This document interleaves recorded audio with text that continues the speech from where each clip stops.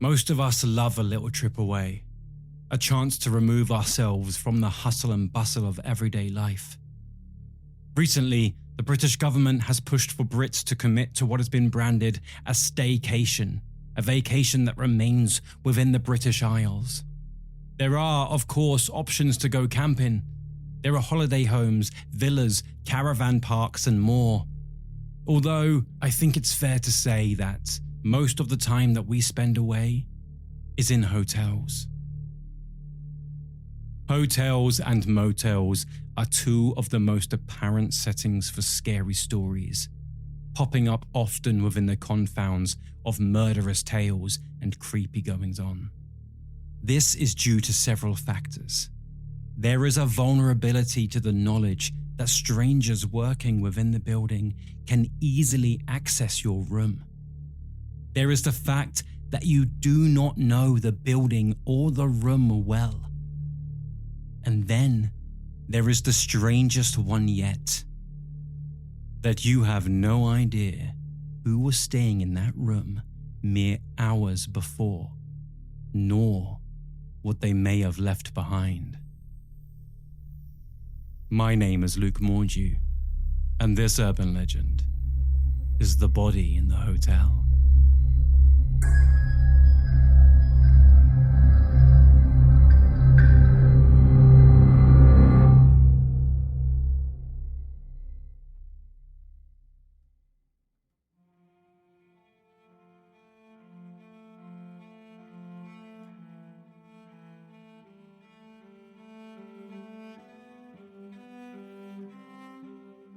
There are numerous urban legends in connection to hotel rooms. This time, rather than uncovering one particular tale, we'll be looking into several tales that may or may not prove themselves to be, in fact, authentic, rather than the urban legends that we perhaps hoped they would be.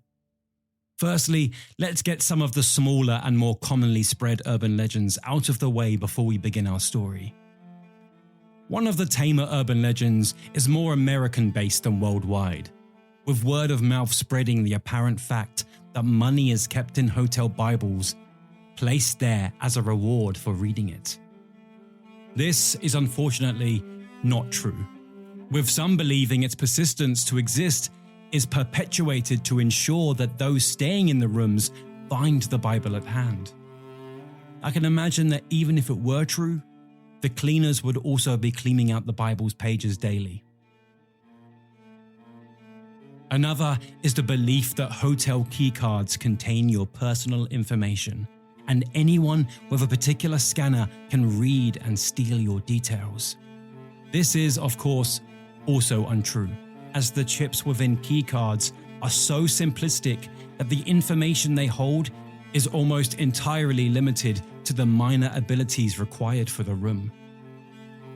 One of the most famous hotel-based urban legends is one that I have already delved into in great depth in an earlier chapter, titled Kidney Theft. The legend tells the story of a man who wakes up in a bathtub of a hotel room, only to find his kidney has been removed to be sold on the black market. Another, more troubling urban legend stems from common sense and general consumer expectations. This one says that bed bugs are usually found more often in cheaper or budget hotels over the higher end ones. Unfortunately, no matter how much you spend on your hotel room, you are just as likely or unlikely to come across bed bugs no matter where you are staying. There is one that sounds like scaremongering, very urban legend-like in its existence, and yet, it is entirely true. This one is the idea that you should not be posting about your holiday before or during your trip. If you are away with your significant other, your family, or even if you live alone, you are letting any opportunist know that you will be so far from home that you will be not returning for at least a week. This makes sense, as growing up, my parents and many others left a light on the landing to create the illusion that someone was indoors whilst we were away. This precaution was wholly disregarded in the internet age, as we now literally announce to the world that we are not home. One is not even limited to just hotels. and yet sounds so strange to those who do not believe in the supernatural that it almost feels as if it should be an urban legend. And that is a fact. But there is a widespread fear in the hotel world of the infamous 13th floor. For this reason, any hotel higher than 13 usually jumps from 12 to 14. Although, let's face it, if you're on the 14th floor, you know where you truly are. Some of these you may have already known. Others you may be hearing for the first time. Perhaps they reassured thoughts you already had or sparked up new anxiety. However, amongst all of these stories of hotels are those that sound so strange, dark, and horrifying that our initial reaction is to believe that they must be urban legends. Some stories are too grim to accept that they could genuinely happen, and yet, on this occasion, they did. On my telling of the story, we will follow Barry and Shirley, an aging British couple who have travelled to Las Vegas for a week away to celebrate their 25th wedding anniversary.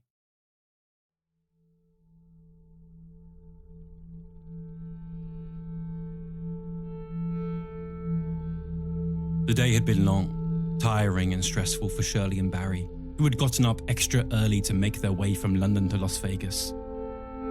They knew it was going to be a long-haul journey, and yet Shirley was frustrated to find that Barry complained every step of the way. On the other hand, Barry was frustrated as to him, Shirley had made things difficult every step of the way. This was a constant in the couple's lives and always had been, with their daughter jokingly telling them that their love language was bickering.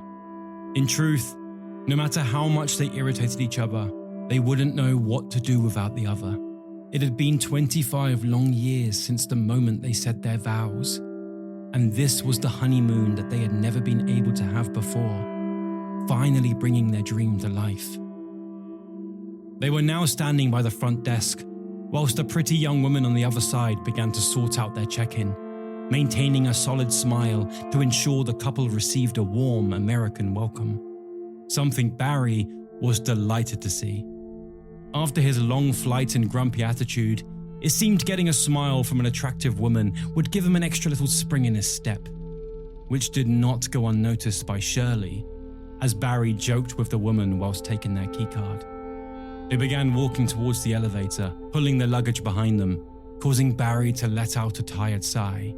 "Oh, I see," Shirley said with a tut. "It's all smiles of American Pie back there, but when it's back to me, you're grumbling again." Barry laughed, slightly amused but primarily annoyed, tutting back at her as he replied, "I was being polite. You should give it a go sometime." Before their bickering could continue any further, they were stopped by a smartly dressed young man who had quite clearly been awkwardly trying to get their attention for a while. He offered to take their bags and suitcases for them, which they gleefully accepted, stepping into the lift with the young man feeling freer now that they didn't have to pull all their belongings around. Once the elevator pinged and the doors opened to the long hallway of the hotel rooms, they began to make their way to theirs. The walls were filled with beautiful paintings, placed between stunning light fixtures that added an element of glitz and glam to the area. This was one of the main reasons the two chose this hotel to begin with, wanting a taste of that real, big and bold Las Vegas experience. At least, when they're more awake and hydrated. The porter politely took the key from Shirley with a charming smile before unlocking it for them, stepping into the room with their suitcases. Barry held the door open, allowing Shirley to enter first, with a grand wave of his arm, playing up to how posh they felt. But as they entered to admire the beauty of their new, temporary place to sleep, they were hit with a strange, overpowering smell. Shirley looked to the porter, who had hesitated for a moment before placing the suitcases beside the bed. He had most definitely noticed it too. "Excuse me, am I going crazy or does this room smell funny?" Shirley asked the porter as he awkwardly stood up straight. He hesitated for a moment once again, clearly not wanting to disagree with the couple, but also not wanting to play down his employers. Luckily for him, Barry clumsily exclaimed before he could even reply, "Smells like crap in here. Do you reckon you can have a word about this?" The porter nodded before pacing towards them, replying, Not to worry, I'll go speak to the manager and get it sorted for you. Just hang tight here. He stepped past them, heading to the hotel room door, closing it behind him. Barry sighed again before sniffing the air, stepping deeper into the room. "What is that?" he rhetorically asked. "You're supposed to tip him," Shirley suddenly blurted out in a panicked realization. Barry turned to her with a confused look in his eye. "It's all right, the job wasn't done yet." "He's a porter, his job's to bring up the bags, which he did, and we didn't tip him," she replied, turning to the bedroom door as if she was contemplating running after him. "He literally ran off, Shirley. What did you want me to do, chase him down?" Barry replied as he sat down on the bed. "Over here, if you don't tip somebody, it's about as bad as slapping them in the face," she exclaimed, working herself up in guilt. Barry tutted, thinking to himself for a moment before muttering, "Great. Well, they're not going to help us now then, are they?"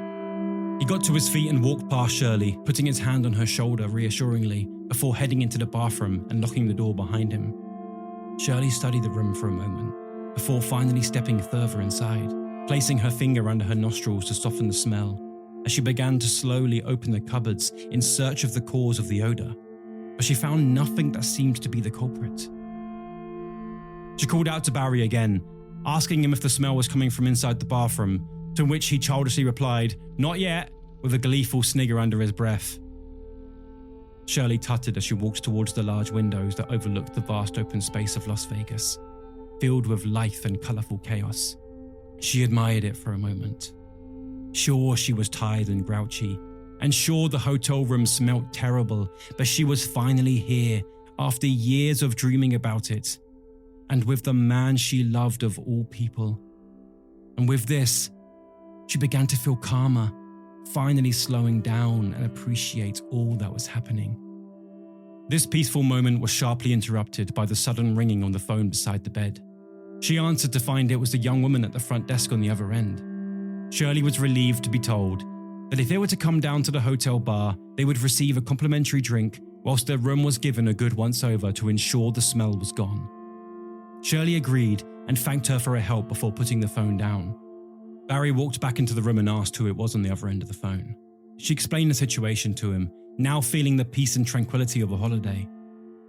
Barry didn't seem quite there yet, as he instantly replied, "Well, that's not good enough. They should be supplying us with a new room."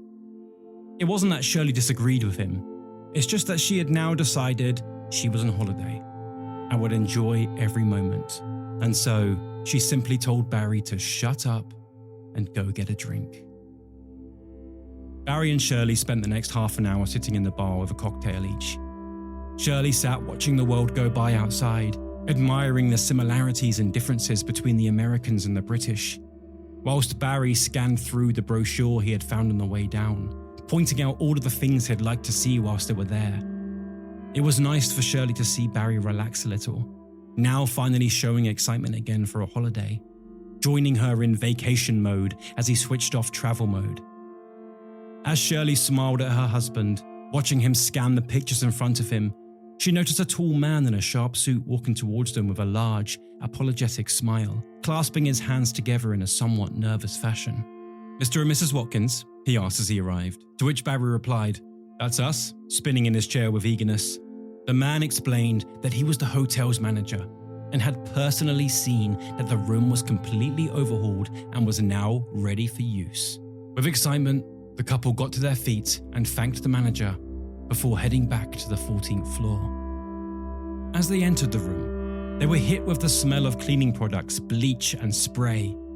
It improved what was there before, but still overpowered the couple. Shirley walked straight to the window and opened it, although it only cracked open slightly as a protective lock blocked it. "Great," Barry remarked as he slumped down onto the bed, resting his head on the pillow. "It's gone from smelling like a morgue to smelling like a hospital." Shirley sighed, this time smirking as she picked up a pillow before throwing it at Barry with, "Oh, stop bloody complaining and get the tea bags out of the suitcase, will ya?" An hour later, the smell had subsided, and Shirley was having a much-needed hot shower in the bathroom. On the other hand, Barry was flicking through the American channels on a TV whilst lying in bed. He couldn't be sure it wasn't just in his head, but he could have sworn that with the fading of the cleaning product's aroma, the mysterious foul odour had begun to seep its way back into the room. He sat up, noticing that there seemed to be a slight waft of the foul stench every time he moved. This made him question whether it was, in fact, coming from the bed. With this thought, he grabbed a pillow and sniffed it. But it smelled fine, even fresh and clean.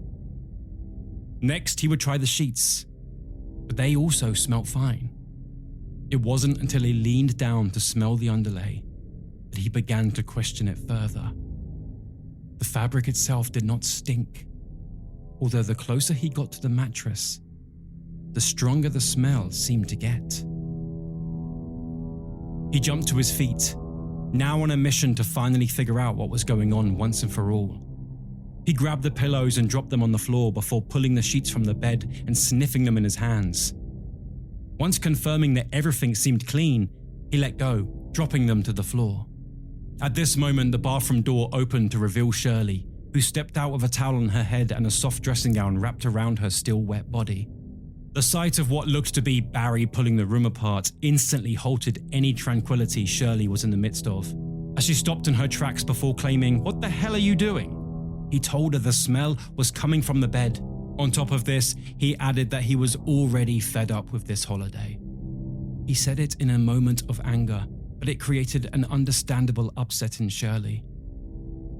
Ignoring this, he grabbed hold of the mattress and he began to yank, exclaiming, "I should have just stayed at home," causing Shirley to remark in her frustration, "I wish you had at this rate." A big fight was on the horizon as the anger bubbled up inside Shirley, but in an instant, any words they had said or were about to say to each other were rendered meaningless. Shirley let out a sudden yelp of a scream as she looked down at the bed, instinctually covering her mouth with her fingertips. Barry stood with the mattress held up in front of him, frozen in shock and horror as he looked down at the bed frame, finally seeing the source of the foul odor. Hiding in the room's darkness, crammed under the mattress, was the bruised body of a decomposing corpse, hidden within the base of the bed.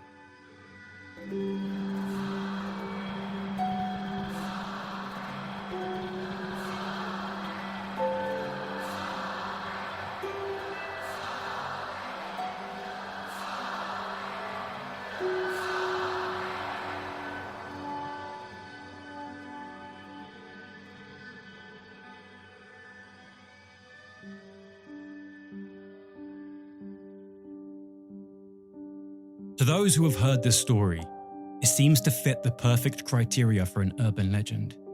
It is outlandish enough that it is noteworthy, gruesome enough that it is cringeworthy, and dark enough that it is unnerving. Although, with this, it is just about realistic enough to make us ponder its authenticity, questioning whether this was an urban legend or a real-life occurrence. I fell into the camp of believing this to be merely another urban legend, perhaps hardened by my research over my time in folklore, leading me to often conclude that these stories are nothing but that. Stories. Although, every now and then, something surprises me, and that seems to be the case on this occasion. In much of my research into urban legends, a name that pops up almost every time is the folklorist Jan Harold Brunvand, whom I have mentioned several times before in this series. He is to many the master of understanding urban legends, with his book The Vanishing Hitchhiker, a book that did very much what we do here in 1981. In his book The Baby Train, he writes that he first heard the body found in the hotel legend back in 1991, with every version that came to him mentioning a Las Vegas hotel. At the time, though, there was a complete lack of verifiable evidence, which led him to believe that this was, in fact, nothing more than a story. And much like an urban legend, the tale was repeatedly altered as those that shared the gruesome tale misremembered and changed certain aspects of it, leading to many of the variations turning into untrue accounts by the nature in which they were spread. Although, it seems that the foundation from which these legends sprung were real news accounts, with the information only shifting location to suit the narrative of whoever the storyteller was at the time. And so, let us begin our travels into the dark and authentic world of the body in the hotel.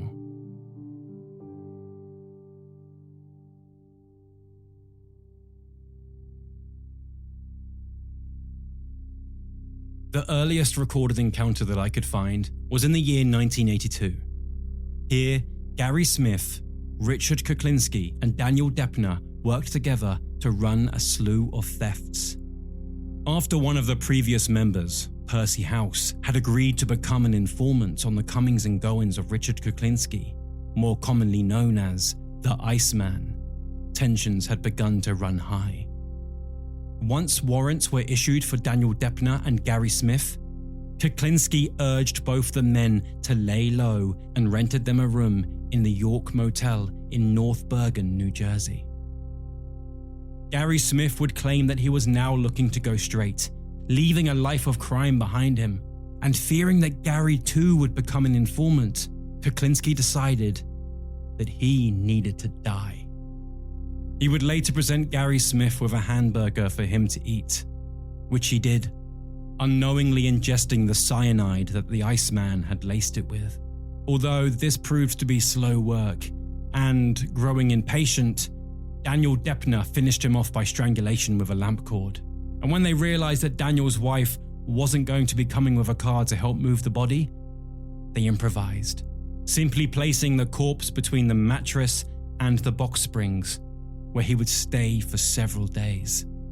Over the coming nights, the room was rented out to several patrons, many of whom had mentioned to the motel staff that there was a strange smell in the air, although not one thought to look under the bed. Finally, after the complaints continued for some time, the motel manager decided to investigate, and it was only here that the decomposing body of Gary Smith was finally found. In 1987, amongst the lands of Rosedale, Maryland, an unidentified man died of a drug overdose after one of the 34 balloons filled with heroin that he had swallowed to keep safe had burst inside of him. Rather than seeking help or reporting the incident, his partner stashed the corpse under the hotel bed before leaving. 3 days later, a family rented the room, only to find the odor was horrific and disgusting, leading to the eventual discovery of the body. Only a year later, in 1988, another body was found in the box springs of a bed. At the Oceanside Motel in Long Island, USA, the corpse of 29-year-old Mary Jean de Oliveira was found days after she died after renters had complained about the smell in the room. It is reported that at least 2 guests unknowingly slept on the same bed with the body before it was found, with at least one patron refusing to stay in the room due to the smell, and it was only a few days later that the murderer was caught. An employee at the Oceanside Motel had tipped off the police that they recognized the man that had checked in Mary before she had died. And it was a good thing that they did, as when the police finally caught the 49-year-old Cornelius Walls, he was found to be already holding a 26-year-old woman captive in the back of the car. Another occasion was a slight alteration to the events. It was not a guest who unknowingly stayed with the body in the room, but the killer. It was in Virginia in 1989 that 27-year-old Deirdre Smith was discovered under the floor of a motel room. A month later, 29-year-old Marilyn Graham would be found under the bed in another motel. Both of these women were victims to the same twisted man, Jerry Lee Dunbar, who decided to remain in the same room that he had hidden Deirdre Smith inside for another 3 to 4 weeks. Consistent with these events, the bodies were eventually found when the next patron entered the room and complained about the foul odor inside. In 1994, a frustrated German tourist complained about the smell in his room at the Travelers Hotel near Miami International Airport, leading to the discovery of 24-year-old Josefina Martinez's body. Strangely enough, the following case of this occurrence occurred in the same year, in the same state, with the complaint again coming from a German tourist, although this time with his wife. This would lead the staff at Fort Lauderdale to discover the body of 47-year-old Brian Gregory, who had been tucked away under the platform bed. It was as recent as 2010 that Sony Millbrook failed to pick up her children from school, leading her family to file a missing persons report on the 27th of January in Memphis, Tennessee. It was not until 47 days later, on the 15th of March, that investigators were called to a room in a budget motel. This is the room that Sony had been living in prior to her disappearance. Inside, they discovered her body within the bed frame. This is where she had been the entire time. Horrifically, the room had been rented out several times over the 6.5 weeks since her disappearance. And finally, in 2014, a jury convicted the father of 4 of Sony's children, Lakeith Moody, of first-degree murder. With these horrifying, tragic and disturbing accounts happening up and down the states of America before and after the first tellings of the legend, it is clear that, although the story that is often shared may be fictional, the heart of the legend is very much true. As mentioned, this is one of many urban legends regarding hotels and guests. However, the story of the body under the bed is only one of the 2 tales that sound so urban legend-like in their story, yet are true. And the second is the tragic tale of Elisa Lam. If you're still with me, then I know you share the same passion for folklore and urban legends that drives this show. But to keep bringing you these stories, I need your help. Every season comes to life with the incredible support of listeners like you on Patreon. For just £3 a month, less than the price of a small coffee, you can help ensure that this show continues to thrive, with shorter breaks between seasons and even more content available. But that's not all. As a Patreon subscriber, you'll unlock exclusive perks like access to our bonus series, Modern Myths, where we dive into lesser-known but equally captivating tales like the Hodag, Black-Eyed Children, the Dark Watchers, and many more. You'll gain instant access to our entire library of bonus content the moment you join, with new chapters coming each season. You'll also get a behind-the-scenes look at how the show is made, discounts on merchandise, and an invitation to our private group chat, where you can connect with me directly and share your love for urban legends with a community of like-minded enthusiasts. Plus, as a special treat, I randomly select patrons to feature in upcoming stories, so you might find yourself becoming part of the very legends we explore. Supporting us on Patreon isn't just about subscribing. It's about joining a team dedicated to preserving and expanding on our collection of folklore. Your contribution directly fuels the research, production, and growth of the show, helping us continue this incredible journey together. So, if you're ready to take the next step and become an integral part of the Urban Legends community, head over to our Patreon page via the link in our show notes and choose the paid subscription. I'm looking forward to seeing you there, where we can keep these tales alive. And now, back to the legend.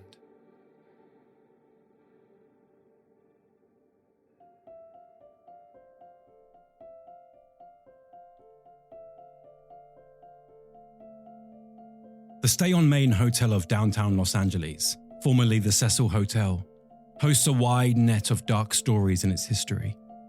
Known for being the home of notorious serial killers, multiple murders, suicides, and overdoses over the years, the events that unfolded in 2013 brought its darkness into the world of mainstream media once again. Some of the guests staying at the hotel complained about the low water pressure when trying to shower. There was also the dark colouring of the water and the unusual taste it left in their mouths when brushing their teeth.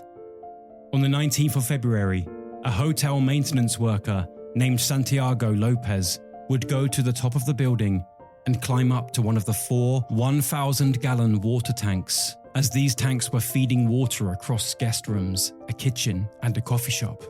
But when Santiago looked down through the open hatch of the tank he had climbed, he would be horrified to see the dead face of the now famous Elisa Lam floating naked in the dark water below. Elisa was a 21-year-old Chinese Canadian studying at the University of British Columbia, whilst also living with a diagnosis of bipolar disorder and depression, things that she was undergoing treatment for. She would contact her parents daily whilst traveling on Amtrak and intercity buses to California. Around this time, she would visit the San Diego Zoo, posting photographs she had taken there on her social media pages. On the 26th of January, she arrived in Los Angeles and checked into the Cecil Hotel, most likely drawn to it by its cheap pricing, ideal for young students. During her stay, Elisa had a roommate. However, as the hotel's lawyers would later claim, she was moved to a room of her own as her roommate had complained about Elisa's odd behavior during their time together. She had reportedly also had an outburst in the hotel lobby, according to the hotel's manager at the time, Amy Price, suggesting that her mental health was waning. On the 1st of February, Elisa was due to check out of the Cecil Hotel and leave for Santa Cruz, but her parents did not receive their usual phone call. They would eventually contact the Los Angeles Police Department and fly out to LA to help once it had become clear that Elisa was missing. The only person that claimed to see her on her final day was Katie Orthan, a manager at a bookstore that Elisa had entered, saying that she thought Elisa was outgoing, very lively, very friendly. Once it was clear that her belongings, including her ID and medication, were left behind, completely intact in her hotel room, LAPD officials began to search the entire hotel and surrounding area with police dogs and search parties to no avail. With no leads and no genuine understanding of what they had witnessed on the security footage, they released a segment of the day's elevator CCTV that showed Elisa acting erratic and strange. In the footage, Elisa can be seen exiting and entering the elevator repeatedly, gesturing and seemingly talking with someone in the hallway outside the elevator doors, and even sometimes seemingly hiding against the wall inside the elevator. This confusing and eerie-looking CCTV footage almost inevitably caused a frenzy amongst internet sleuths worldwide, going viral rapidly with millions of views across several sites. It would be shared amongst supernatural believers as a woman being haunted by something on the hunt. And I must confess that how the footage looks and how Elisa acts emits an image often seen in horror films. The video would also be shared amongst armchair detectives in the true crime community as they began to dissect and attempt to understand who was hunting her and just out of frame. But then there were the conspiracy believers who wanted to know precisely what the police had cut out and just who it was they were protecting. As somebody who lives with a mental health diagnosis myself, albeit far less severe than Elisa's, I understand the footage to show somebody having an episode of sorts. I have worked in the mental health field many times, studying and researching mental health conditions and meeting individuals with diagnoses alongside psychiatrists and psychotherapists to further my understanding of the field. The moment I saw the footage, an episode is exactly what I understood it to be, long before I learnt of any diagnosis Elisa had. I say this merely to emphasize that I very much fall into the camp of those who watched the footage and saw a display of mental health problems. But regardless of what camp the audience of the CCTV fell into, it did nothing to help with the case at hand, as no leads came forward because, as they would soon find out, Elisa never left the Cecil Hotel. Her body was found face up, with her clothes floating in the water beside her. A report from the Los Angeles County Coroner's Office stated that there was no evidence of any physical trauma and that the death itself was accidental. The toxicology reports would later state that her body held a small quantity of alcohol and traces of her prescribed medication. Or however, it has been noted that the concentration of the prescription drugs in her system indicated that she was under-medicating or had recently stopped taking them altogether. Many approached this information cautiously, with some refusing to accept that this reasonably straightforward tragic event had unfolded this way. Like most mysteries, it is the wonder that we enjoy. And although we work to find the truth behind these mysterious events, the fact will never be as exciting or satisfying as the mystery itself. This is why most do not fact-check an urban legend when they hear it, as if they did, the legends probably wouldn't spread like they do. There were aspects of the Elisa Lam case that seemed unanswered to many, understandably questioning how she had gotten onto the roof, especially considering the top floor door and stairwell were both locked and alarmed. On top of this, the lids to the tanks were supposedly locked. How could she have closed the lid behind her if she had gotten inside herself? It would soon become apparent that the roof could be accessed from the hotel's fire escape, as proven by a video circulated on social media after Elisa's body had been found. And this would have explained why the police's sniffer dogs lost her scent by the fire escape window when searching for her. Regarding the heavy hatch doors of the tank that would be tough to open and impossible to close, Santiago explained that when he climbed the tank to look inside, the lid was open and had always been open, meaning she could have climbed in with ease. Perhaps I found this story so urban legend-like in its tale because it was only 11 years before the event that a Japanese horror film by the name of Dark Water was released. This film tells the story of the spirit of a little girl who haunts a mother and daughter in a run-down apartment complex after falling into the water tank and drowning in the dark, where she would remain until her body was found. There is so much eeriness, mystery, sadness, and confusion in the case of Elisa Lam. For me, a mental health advocate, it is the tragic tale of a woman not getting the help that she knew she needed.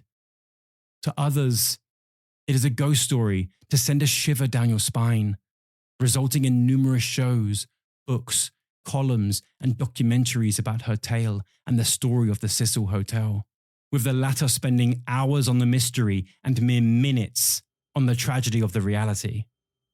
Elisa Lam has been one of many deaths connected to the urban legends we cover.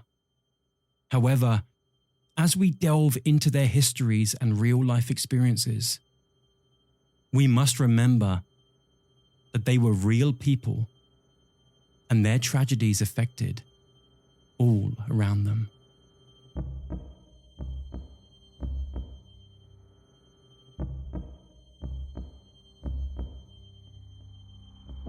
Urban Legends is researched, written and produced by Luke Mordew.